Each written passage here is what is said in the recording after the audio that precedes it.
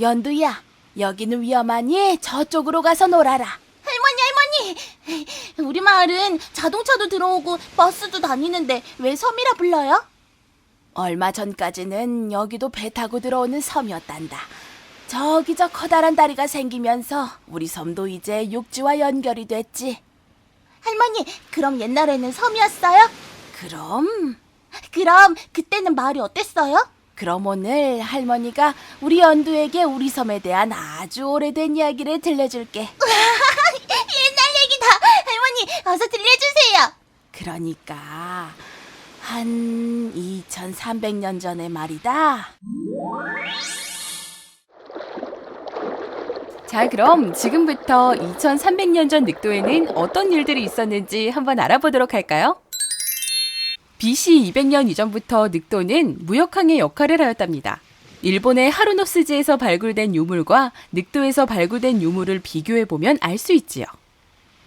옛날 무역선은 지금처럼 크지 않았기에 멀리 갈 수 없었어요. 그래서 늑도를 중심으로 무역항이 만들어지게 되었어요.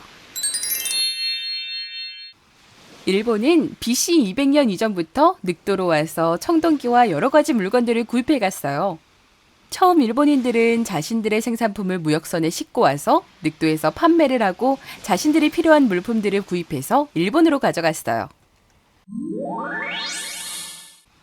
이때 중국도 늑도와 교역을 하고 있었기에 일본인들은 신기한 중국인들의 물건들도 많이 구입해 갔어요. 중국도 마찬가지로 늑도에 와서 일본 특산물이나 늑도 특산물을 구입해 갔어요. 이렇게 무역선을 타고 무역을 하던 사람들은 구하기 힘든 물건들을 구입해서 자신들의 나라로 가져가 비싼 값에 팔고 이득을 남겼어요. 이렇게 다양한 나라들의 무역선들이 늑도에서의 무역을 위해서 몰려들게 되었어요. 그러다가 청동기에서 철기 시대로 넘어오면서 늑도가 아주 중요한 무역항이 되었어요. 그 당시 일본은 철을 재련하고 다듬는 기술이 없었어요.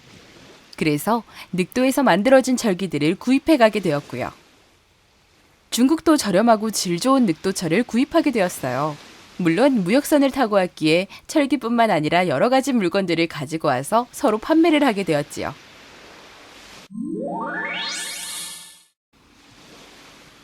여러 나라에서 늑도 무역에 참여하게 되면서 늑도는 국제 무역항으로 알려지게 되었어요. 그러나 늑도를 지배하던 세력들은 외국인들이 함부로 출입하지 못하도록 늑도라는 섬에서만 무역을 할 수 있게 했어요. 그렇게 늑도가 국제 무역항으로 성장하자 무역을 하던 상인들은 한 가지 문제점이 생기게 되었어요. 그 당시에는 서로가 미리 연락하고 만날 수가 없어서 자신에게 필요한 물건이 들어올 때까지 늑도에서 기다리거나 아니면 다음을 기약해야 했지요. 이때부터 늑도에 일본인, 중국인 등 많은 외국인들이 상점을 차리고 장사를 하게 되었어요.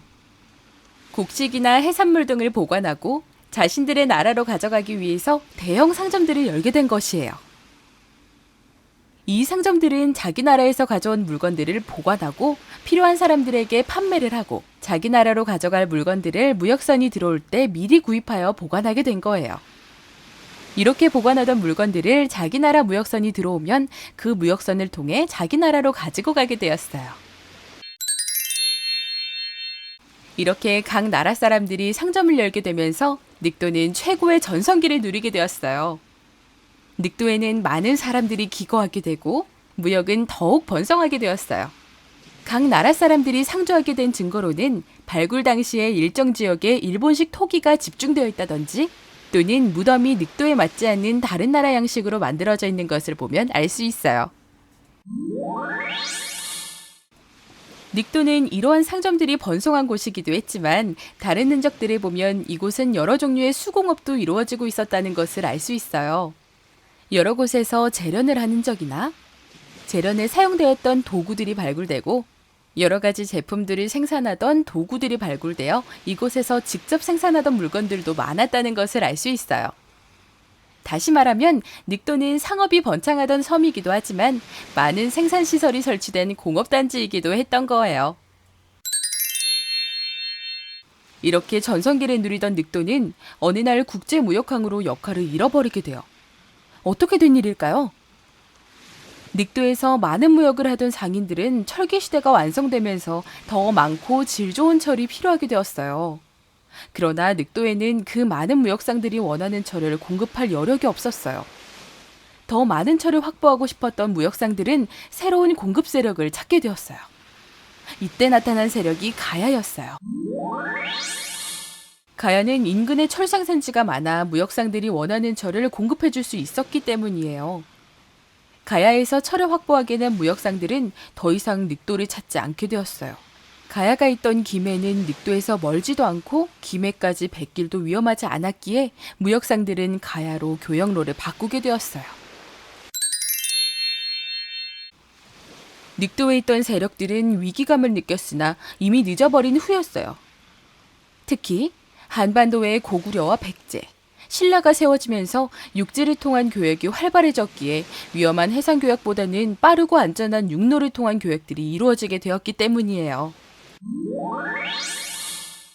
늑도를 지배하던 세력들은 교역을 통한 수익이 줄어들자 작은 무리로 흩어지게 되었어요. 이렇게 형성된 소국들은 훗날 포상팔국의 난이란 형태로 교역권을 되찾기 위한 노력을 하였으나 두 번의 난을 거치면서 멸망하고 훗날 신라와 백제로 흡수 통합되고 말았어요. 지금 그 명성을 잃었으나 늑도는 연육교를 통해 육지와 이어졌고 마과알매 전설이 서려 있는 섬으로 새로운 관광지로 발전하고 있어요.